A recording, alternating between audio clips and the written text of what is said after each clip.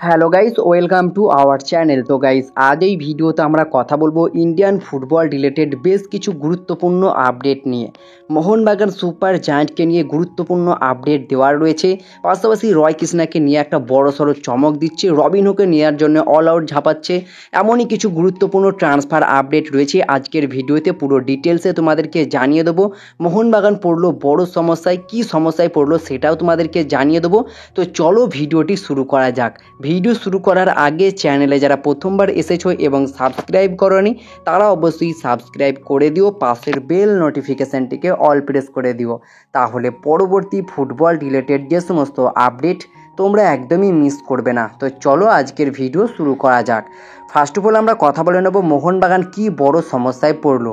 তো Mohun Bagan super giant league শিল্ডের দৌড় থেকে অনেকটাই ছিটকে গেল। মুম্বাই সিটি এফসি বর্তমানে তারা কিন্তু 47 পয়েন্ট নিয়ে কিন্তু 1 নম্বর পজিশনে রয়েছে।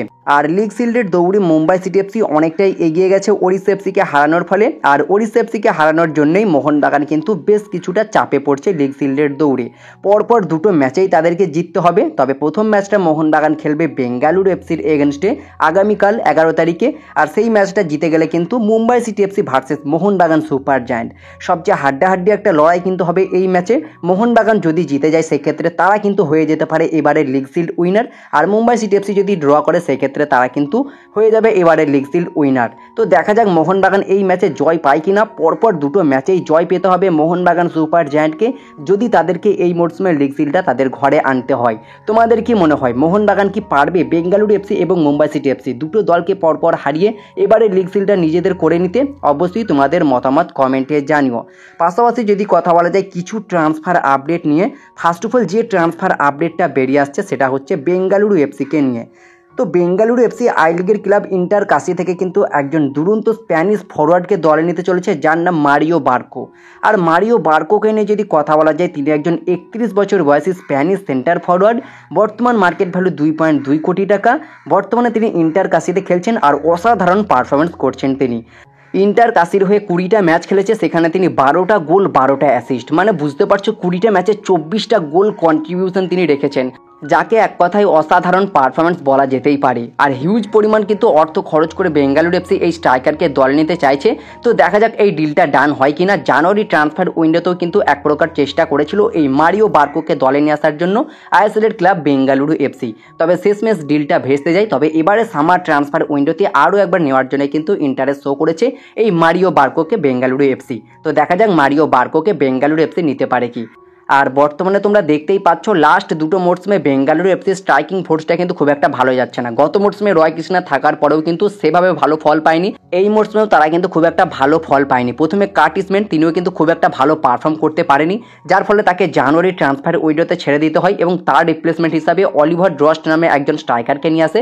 তবে তিনিও কিন্তু খুব একটা ইফেক্টিভ করতে পারেনি বেঙ্গালুরু এফসি দলের হয়ে। তো দেখা যাক পরের মরসুমে যদি এই মারিও বার্কোকে বেঙ্গালুরু এফসি কনফার্ম করে নিতে পারে তাহলে কতটা ব্রিলিয়ান্ট একটা সাইনিং হয় এটার দিকে আমাদের অবশ্যই নজর থাকবে। বর্তমানে আগুন ছন্দে রয়েছে এই মারিও বার্কো।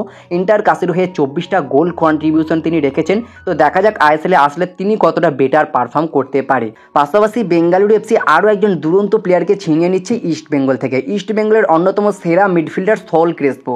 আর সল ক্রেসপোকে নিয়ে যদি কথা বলা যায় তিনি একজন 27 বছর বয়সী স্প্যানিশ সেন্ট্রাল মিডফিল্ডারের পাশাপাশি অ্যাটাকিং মিডফিল্ডার এবং ডিফেন্সিভ মিডফিল্ডার পজিশনে খেলে থাকেন। বর্তমান মার্কেট ভ্যালু 3.2 কোটি টাকা। ইস্ট বেঙ্গলের হয়ে অনবদ্য খেলেন তিনি। যদিও ইস্ট বেঙ্গলের সঙ্গে এই সল ক্রেসপোর চুক্তি শেষ হয়ে যাচ্ছে মে 31, 2024, তারপরেও শোনা যাচ্ছিল ইস্ট বেঙ্গল তার সঙ্গে চুক্তি বাড়াতে পারে।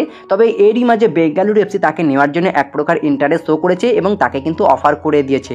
তো দেখা যাক পরের মরসুমে সল ক্রেসপোকে আমরা বেঙ্গালুরু এফসিতে দেখতে পাই কিনা। আর যদি এই ডিলটা ডান হয়ে যায় তাহলে কতটা বেটার হবে বেঙ্গালুরু এফসি দলের জন্য সেটা অবশ্যই তোমরা কমেন্টে জানিও। পাশাপাশি যদি কথা বলা যায় রয় কৃষ্ণাকে নিয়ে, বর্তমানে এই রয় কৃষ্ণা কিন্তু আইএসএলে দুরন্ত খেলছে। আর রয় কৃষ্ণাকে নিয়ে নতুন করে বলার মতো কিছু নেই। এটিকে মোহনবাগান, বেঙ্গালুরু এফসি এবং বর্তমানে ওড়িশা এফসি সবগুলো দলের হয়ে দুরন্ত খেলেছে। তবে বেঙ্গালুরু এফসিতে তিনি খুব একটা ভালো মরসুম কাটাতে পারেনি। আর সবকিছু ভুলে গিয়ে তিনি ওড়িশা এফসিতে দুরন্ত পারফরমেন্স করতে শুরু করে। আর বর্তমানে তিনি আইএসএল 12টা গোলও করেছে ওড়িশা এফসির জার্সিতে। আর রয় কৃষ্ণাকে নিয়ে যদি কথা বলা যায় তিনি একজন 36 বছর বয়সী ফিজির সেন্টার ফরওয়ার্ডের পাশাপাশি লেফট উইঙ্গার এবং রাইট উইঙ্গার পজিশনে খেলে থাকেন। বর্তমান মার্কেট ভ্যালু 1.8 কোটি টাকা। তো এই রয় কৃষ্ণাকে নেওয়ার জন্য আইএসএলের সদ্য আগমন করেছে মোহামেডান এসসি, কলকাতার আর এক প্রধান ক্লাব। তারা কিন্তু পরের মরশুমে আইএসএল খেলবে এবং আইএসএলে তাদের দলটা আরও একটু শক্তিশালী করে নেওয়ার জন্য ফিজির সেন্টার ফরওয়ার্ড রয় কৃষ্ণাকে কিন্তু এক প্রকার অফার করেছে। বর্তমানে এমনটাই আপডেট বেরিয়ে আসছে। পরের মরশুমে সব কিছু ঠিকঠাক থাকলে আবারও একবার রয় কৃষ্ণাকে আমরা কলকাতায় দেখতে পারি এবং সেটা কিন্তু মোহামেডান এসসির হয়ে হতে পারে। তো দেখা যাক পরের মরশুমে এই ডিলটা ডান হয় কিনা। আর ওড়িশা এফসির সঙ্গে রয় কৃষ্ণার চুক্তিও কিন্তু শেষ হয়ে যাচ্ছে মে 31, 2024। অর্থাৎ এই ডিলটা ডান করার ক্ষেত্রে খুব একটা অসুবিধা হবে না মোহামেডান এসসির। তো দেখা যাক এই ডিলটা ডান হয় কিনা শেষমেশ, এটার দিকেও আমাদের অবশ্যই নজর থাকবে। পাশাপাশি যদি কথা বলা যায় ব্রাজিলিয়ান ফরওয়ার্ড রবসন রবিনোকে নিয়ে, তো রবসন রবিনো যিনি বর্তমানে বসুন্ধরা কিংসের হয়ে অনবদ্য পারফরমেন্স করছে। আর রবসন রবিনোকে নিয়ে এর আগেও আমরা আলোচনা করেছি। আর রবসন রবিনোকে নিয়ে নতুন করে বলার মতো কিছু নেই। তিনি একজন 28 বছর বয়সী ব্রাজিলিয়ান লেফট উইঙ্গারের পাশাপাশি অ্যাটাকিং মিডফিল্ডার এবং সেন্টার ফরওয়ার্ড পজিশনে খেলে থাকেন। বর্তমানে বসুন্ধরা কিংসে খেলছেন বাংলাদেশের ক্লাব, সেখানে অনবদ্য পারফরমেন্স করছে এই ব্রাজিলিয়ান ফরওয়ার্ড রবসন রবিনো। সেখানে 10টা ম্যাচ খেলেছে, 10টা ম্যাচে 7টা গোল, 7টা অ্যাসিস্ট, 14টা গোল কন্ট্রিবিউশন তিনি রেখেছেন। এক কথায় অসাধারণ খেলছেন। তো এই রবসন রবিনোকে নেওয়ার জন্য অল আউট ঝাঁপাচ্ছে কলকাতার আর এক প্রধান ক্লাব ইস্ট বেঙ্গল এফসি। তারা কিন্তু পরের মরশুমে ভালো করে দলটা গোছানোর জন্য উঠে পেরে লেগেছে এবং এই মুহূর্তে এই ব্রাজিলিয়ান ফরওয়ার্ডকে নেওয়ার জন্য এক প্রকার অফার কিন্তু করে দিয়েছে। এমনই কিন্তু আপডেট বেরিয়ে আসছে ইস্ট বেঙ্গলের তরফ থেকে। তারা কিন্তু রবসন রবিনোকে নেওয়ার জন্য ইন্টারেস্ট শো করেছে এবং তাকে কিন্তু পরের মরশুমে তাদের নতুন স্ট্রাইকার হিসাবে নিতে পারে, এমনই কিন্তু আপডেট বেরিয়ে আসছে। এর আগে কলকাতার আরও এক অন্যতম সেরা ক্লাব মোহনবাগান সুপার জায়ান্ট এই রবসন রবিনোকে নিয়ে আসার জন্য চেষ্টা করছিল, তবে বর্তমানে ইস্ট বেঙ্গল ক্লাবের নামটাও বেরিয়ে আসছে। তবে ইস্ট বেঙ্গল এখানেই থেমে নেই, তারা কিন্তু আরও একজন বিদেশিকে নিয়ে আসার চেষ্টা করছে। আর সেই বিদেশিটার নাম হচ্ছে টমাসো বিয়াসি।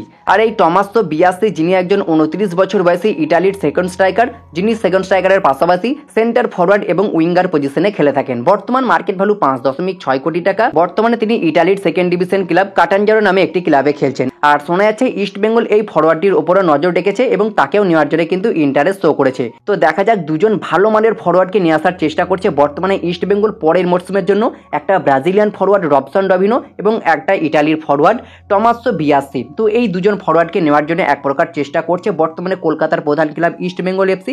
তো দেখা যাক শেষমেশ ডিলটা ডান হয় কিনা। পাশাপাশি ইস্ট বেঙ্গল একজন ইয়ংস্টার প্লেয়ারকে দলে নিতে চাইছে যার নাম মার্ক জোথান পুইয়া। আর মার্ক জোথান পুইয়াকে নিয়ে যদি কথা বলা যায়, তিনি একজন 21 বছর বয়সী ইন্ডিয়ান সেন্ট্রাল মিডফিল্ডার।